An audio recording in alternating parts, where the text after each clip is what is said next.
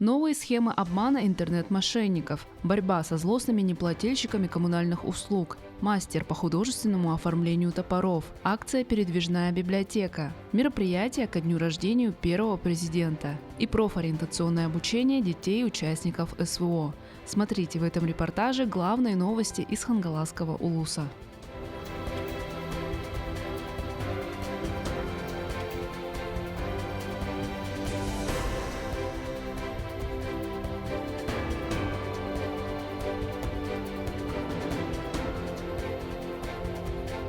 На 5,5 миллионов рублей развели мошенники жителей Хангаласского улуса с начала этого года. Несмотря на то, что цифровая грамотность у населения постепенно растет, аферисты тоже не отстают от веяний времени и придумывают все более изощренные схемы обмана.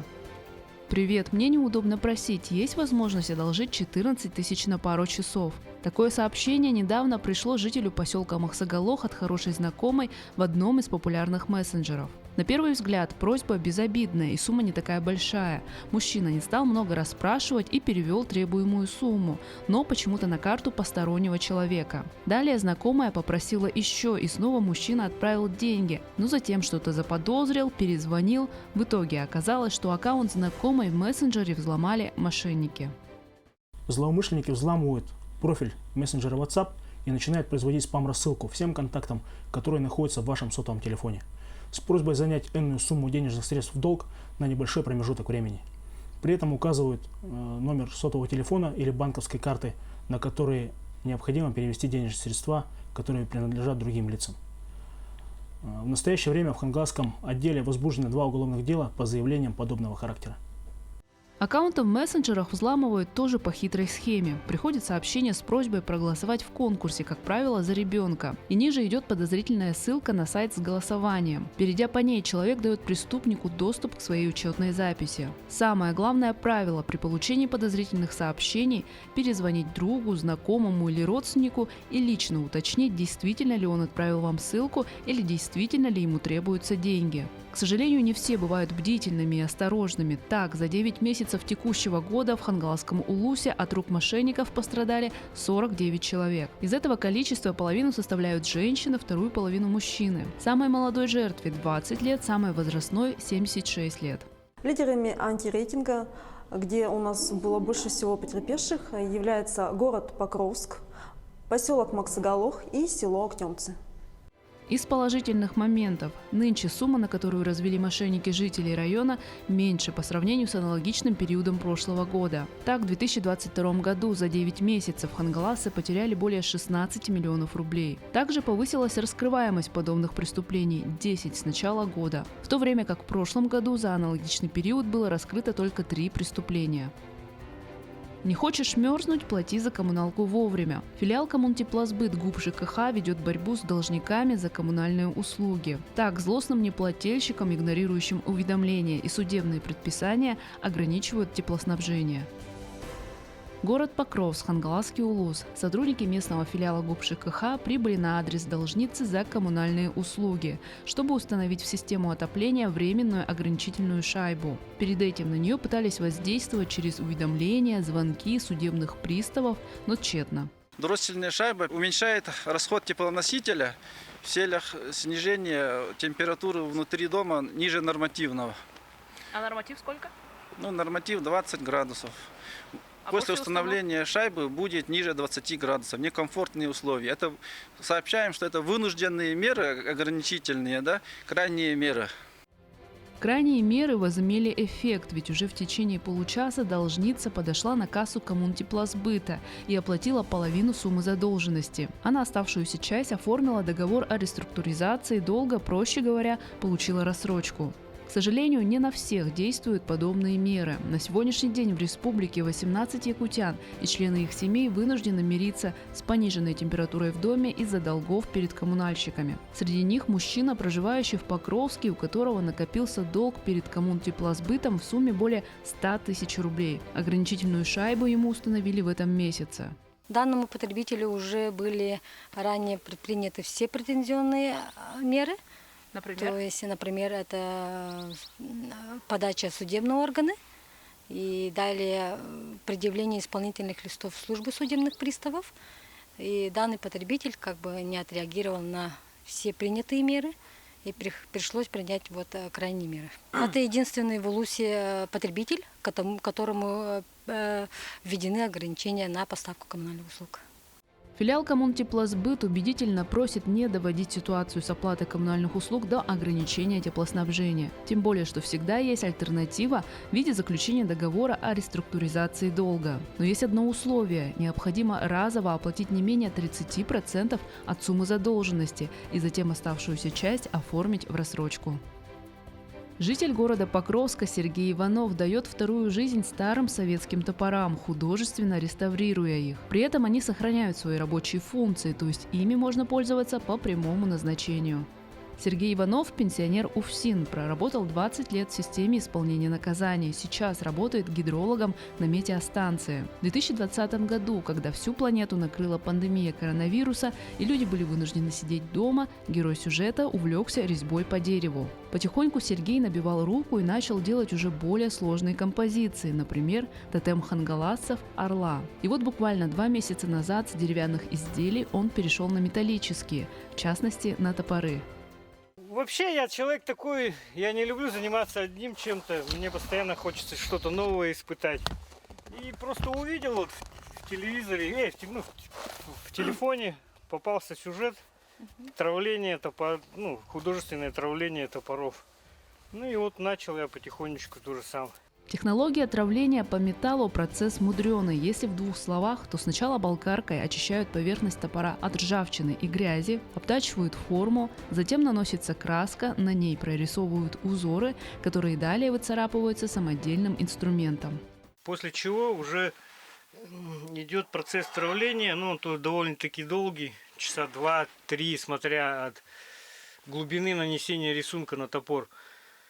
С помощью зарядного устройства, которым аккумуляторы заряжают, в растворе солевом, густом солевом растворе, 2 пластины нержавейки, присоединяется плюс-минус, к топору подсоединяется и к этим пластинам. И вот подключается сеть, и таким способом делается травление.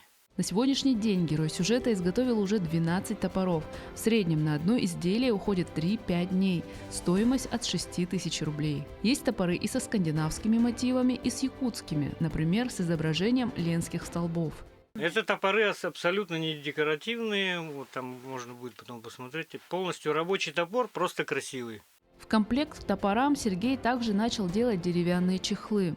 Посмотрел в интернете ивенкийский чехол для топора. Посмотрел, и все, оказывается, легко и просто. И материала тот же самый береза, плюс полоски кожаные, я старую куртку располосовал. Чтобы не затуплялось лезвие, да? Ну и, во-первых, когда у него есть чехол, его можно положить в рюкзак, положить в машину безопасно. В целях безопасности. Да, ничто не повредится, не испортишь, ничего не порежешь. Дальше больше. В планах у Сергея Иванова начать изготавливать деревянные скульптуры, так называемые малые архитектурные формы, которые в будущем могут украсить общественные места родного Покровска. Акция «Передвижная библиотека» действует в Покровске. В целях охвата работающего населения в возрасте от 35 до 50 лет Улусная библиотека собирает заявки от организаций и учреждений города и по их запросам доставляет книги и журналы в рабочие часы прямо в офис. Ассортимент самый разнообразный – классическая и современная литература, фантастика, детективы, романы и журналы. Акцию уже поддержали отделение пенсионного фонда и филиал ГУП ЖКХ. К ним уже несколько раз выезжали книгохранители. Также заявки направились в Центральной районной больницы и Управление социальной защиты населения. Я предпочитаю охотничий журнал «Байнай», который двуязычный, читаю на русском и на якутском. И взял книгу про великого шамана Никона. Тоже очень интересно. То, что библиотека приезжает по предприятиям, очень удобно, очень интересно, потому что работающий человек не может оторваться от работы. И в процессе работы, когда можно посмотреть, можно сравнить и заказать книги, это очень удобно, очень хорошо. Театрализованное представление, Николаевский форум и концерт участников проекта «Музыка для всех». Хангаласы широко отметили 86-летие со дня рождения своего прославленного земляка, первого президента Михаила Николаева.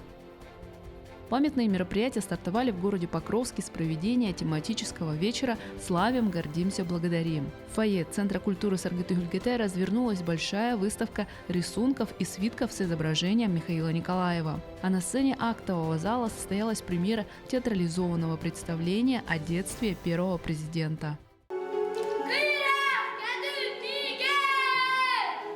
Представление наше рассказывает о истории Михаила Ефимовича, о его детстве. В основном, конечно, мы использовали документальный материал из его выступлений. Очень много опирались из его интервью, которые он давал по телевидению или в интернет-пространствах.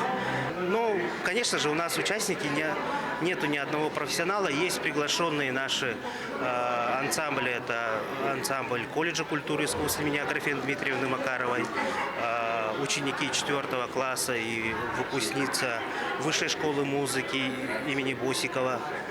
И все остальные все наши покровские, это Молодость Аркяне, Петр Пестеров, который тоже является нашим хангаласским. Следующим знаковым мероприятием стал Николаевский форум, который прошел на родине первого президента в селе Чапаево. В течение 3 дней более 70 участников и экспертов из 30 районов республики обсуждали и разрабатывали предложения по актуализации стратегии социально-экономического развития республики до 2032 года, целевым видением до 2050 года. Николаевский форум проводится в обновленном формате. Начиная с этого года мы надеемся, что форум будет соответствовать его понятию, которое определял Михаил Ефимович. Михаил Ефимович говорил всегда, знаете, о чем? О том, что форум – это не единоразовое мероприятие, это постоянно действующая площадка. И мы хотим, чтобы эта площадка была не только здесь в моменте, чтобы она в том числе реализовывалась и в других районах нашей республики. В Покровской детской школе искусств организовали мероприятие, посвященное 2 проектам, инициированным Михаилом Николаевым «Рисуем все» и «Музыка для всех». Так состоялись мастер-класс по рисованию на холсте и музыкальный концерт. К слову, проекту «Музыка для всех» нынче исполнилось 10 лет, и с этого года объявлено о старте 2-го десятилетия проекта.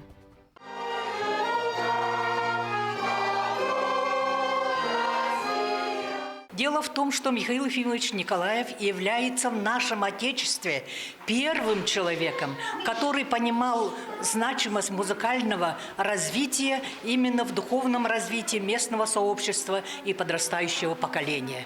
Поэтому он инициировал данный проект, и сейчас охвачено данным проектом 75% общеобразовательных школ и 98% детских образовательных учреждений, то есть детских садов. В этот день подобные памятные мероприятия прошли во всех населенных пунктах Улуса. Хангаласы всегда помнят и чтят своего выдающегося земляка. В городе Покровске детей участников СВО обучают управлять дронами. Бесплатное профессиональное обучение проводится на базе колледжа цифровых технологий «Айтын» в рамках проекта «Свои» и при поддержке гранта главы республики. В течение месяца школьники под чутким руководством преподавателя колледжа практикуются в управлении дроном, а по окончании должны пройти итоговый тест, чтобы получить свою первую рабочую профессию – оператор наземных средств управления беспилотным летательным аппаратом. К обучению допускаются школьники от 16 лет и являющиеся членом семьи участника спецоперации. У нас занятия начались с конца октября. Проходят у нас они по будням, по 2, по 1,5 часа в день. Получается, у нас в основном программа состоит из практической части, да, то есть у нас идет полет часов. Пока погода позволяла, дети у нас летали на улице. Сейчас, к сожалению, погода по определенным причинам не позволяет, поэтому мы летаем в закрытых пространствах, помещениях. Эта специальность им позволит не только управлять дронами, как сейчас они управляют, да, они также смогут управлять и другими видами дронов, вертолетного типа, мультироторного типа, гибридного типа, даже самолетного типа.